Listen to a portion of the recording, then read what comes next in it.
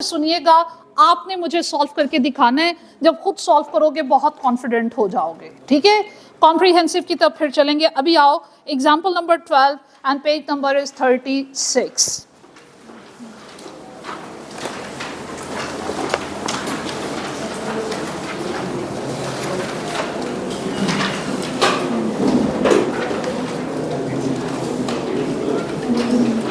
Start करें बेटे। देखो इसमें क्या करना है, रिक्वायरमेंट हमेशा इस चैप्टर से जब भी क्वेश्चन आएगा यही पूछेगा, कैपिटलाइजेशन। कहते हैं calculate the borrowing cost to be capitalized. वो अच्छा, प्रीवियस क्वेश्चन में सिर्फ कैपिटलाइज्ड अमाउंट पूछी हुई थी, इसमें वो अमाउंट भी आपसे पूछी हुई है इंटरेस्ट की जो प्रॉफिट एंड लॉस अकाउंट को चार्ज होगी। अच्छा याद रखिएगा, जिस टाइम पीरियड का इंटरेस्ट एक्सपेंस कैपिटलाइज होता है, जिस टाइम पीरियड का इंटरेस्ट एक्सपेंस कैपिटलाइज होता है, उसी टाइम पीरियड की जो टेम्पररी इन्वेस्टमेंट इनकम है उस कैपिटलाइज्ड बोरिंग कॉस्ट के अगेंस्ट में एडजस्ट होनी, उसी टाइम पीरियड की। और जिस टाइम पीरियड का इंटरेस्ट एक्सपेंस आउट होना है, कैपिटलाइज नहीं होना, प्रॉफिट एंड लॉस में जाना है, उस टाइम पीरियड की जो टेम्पररी इन्वेस्टमेंट इनकम है वो कैपिटलाइज्ड बोरिंग कॉस्ट के अगेंस्ट एडजस्ट नहीं होनी, उसने भी प्रॉफिट एंड लॉस अकाउंट में जाना। क्या आपने मेरी ये बात फॉलो की? कंफर्म? बढ़ते हैं जनाब। इसमें क्या है गौर कीजिएगा, अल्फा ने पहले ही 9 मिलियन ले लिया 15% पर एनम पे एक क्वालिफाइंग एसेट को फाइनेंस करने के लिए। ये स्पेसिफिक बोरोइंग है। और आपने ये कर्जा कब लिया? ऑन 1 जनवरी। ये बड़ी इंपॉर्टेंट चीज है, कर्जा कब लिया? 1 जनवरी। और ये एक्सपेंडिचर्स इंकर्ड हुए 1 जनवरी को। मेरे पास कितने पैसे आए? उनमें से कब अब पहली अमाउंट यूटिलाइज हुई? 1 मार्च। ओके, कितनी अमाउंट यूटिलाइज हुई? ठीक है, स्टेप बाय स्टेप मैं पूछूंगी, गौर रखिएगा। इसका मतलब है कि 1 मार्च को अगर आपने यूटिलाइज किया है, पहली 2.5 मिलियन को यूटिलाइज किया है, तो इसका मतलब जनवरी और फरवरी के मंथ में जो इन्वेस्टमेंट इनकम है वो आपने अर्न की, वो आपके पास 2 महीने के लिए सरप्लस था। 9 मिलियन फ्री पड़ा हुआ था आपके पास, आपने यूज नहीं करना था, तो आपने क्या किया, उसको इन्वेस्ट करके 2 महीने का इंटरेस्ट इनकम उस पर अर्न की। एम आई राइट? अब इसको कैपिटलाइज बोरिंग कॉस्ट के अगेंस्ट में एडजस्ट करना है या इनकम स्टेटमेंट में लेके जाना है, डिपेंड कि कंस्ट्रक्शन कब स्टार्ट हुई है। कभी तो कंस्ट्रक्शन फौरन स्टार्ट हो जाएगी। अगर फर्स्ट करो क्वेश्चन कहता है जनवरी में ही कंस्ट्रक्शन स्टार्ट हो गई है, तो जनवरी एंड फरवरी के मार्च के इंटरेस्ट एक्सपेंस ने भी कैपिटलाइज होना था, और इस टाइम पीरियड की जो आपकी टेम्पररी इन्वेस्टमेंट इनकम है उसने भी कैपिटलाइज्ड बोरिंग कॉस्ट के अगेंस्ट में एडजस्ट होना था।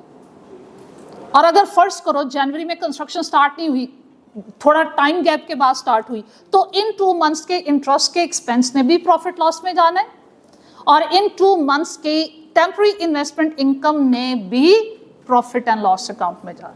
क्या ये बात समझ में आई? चलो क्वेश्चन ढूंढो, कंस्ट्रक्शन कब स्टार्ट हुई ताकि डिसाइड करें। 1 मार्च। चलो जी, बात समझ में आ गई। 1 मार्च से पहले पहले जितनी भी वैल्यूज हैं, हम चाहे वो बोरोइंग कॉस्ट है या इन्वेस्टमेंट इनकम है, हम उसे कैपिटलाइज नहीं करेंगे, हम उसे इनकम स्टेटमेंट में ले जाएंगे। Investment income as other income और इंटरेस्ट एक्सपेंस को एज ऑपरेटिंग एक्सपेंस। आगे बढ़ते हैं भाई। कंस्ट्रक्शन स्टार्ट हो गई 1 मार्च को। 9 मिलियन में से 2.5 मिलियन यू हैव यूज्ड, बाकी कितना बचा? 6.5 मिलियन बचा। कब तक के लिए बचा भाई? 1 अक्टूबर। कितने मंथ्स? मार्च, अप्रैल, मई, जून, जुलाई, अगस्त, सितंबर। 7 मंथ्स के लिए बचा।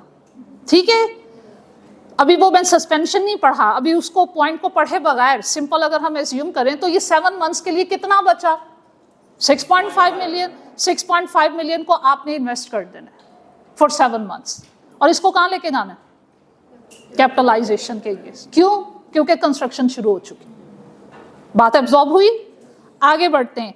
अब जब मैंने 1 अक्टूबर 2016 को 6.5 मिलियन में से 4.2 मिलियन भी यूज कर लिया, बाकी क्या बचा? कब तक के लिए बचा, कितने मंथ्स के लिए बचा, 2 मंथ्स, अक्टूबर नवंबर। तो जो 2.3 मिलियन मेरे पास बचा बेटे वो 2 मंथ्स के लिए बचा, उसको भी मैंने इन्वेस्ट करना है। अब जो इन्वेस्टमेंट आएगी इनकम बोरिंग कॉस्ट के गेस या उसके इनकम स्टेटमेंट में, ये क्या चीज डिसाइड करेगी, when construction has been completed. Start तो हम कर चुके, अब कहां तक का इंटरेस्ट एक्सपेंस कैपिटलाइज होना है, जब तक आपकी कंस्ट्रक्शन कंप्लीट नहीं हो जाती। ठीक है, तो वो देख लेते हैं कि कब कंप्लीट हुई, लेकिन इन्वेस्टमेंट इनकम समझ में आया। आगे बढ़ते हैं। सरप्लस फंड को आपने इन्वेस्ट करना है 10% पे, जबकि कर्जा कितने परसेंट पे लिया था, 15% पे। आ गई भाई वो बात, work on the project was suspended, रुका काम during the whole month of August. क्यों रुका, resumed at the start of the सितंबर, कोई रीजन बताई? इसका मतलब ये कोई कंपल्सरी रीजन नहीं है। अगर कंपल्सरी रीजन होती, कुछ ना कुछ तो हमें बताता, तो चलो भाई ये कंपल्सरी सस्पेंशन नहीं थी, अगर मैं ये एज्यूम करूं तो अगर ये कंपल्सरी सस्पेंशन नहीं थी, कैपिटलाइजेशन होगी नहीं, तो फिर अगस्त के मंथ का इंटरेस्ट एक्सपेंस भी और इन्वेस्टमेंट इनकम भी इनकम स्टेटमेंट में जा रही है। और अगर ये सस्पेंशन कंपल्सरी होता तो कैपिटलाइज कर देते। ठीक हो गया बेटे। उसके बाद चलिए क्वेश्चन का डाटा कंप्लीट हुआ, जरा मुझे सॉल्व करके दिखाइए जी। अक्सर बेटे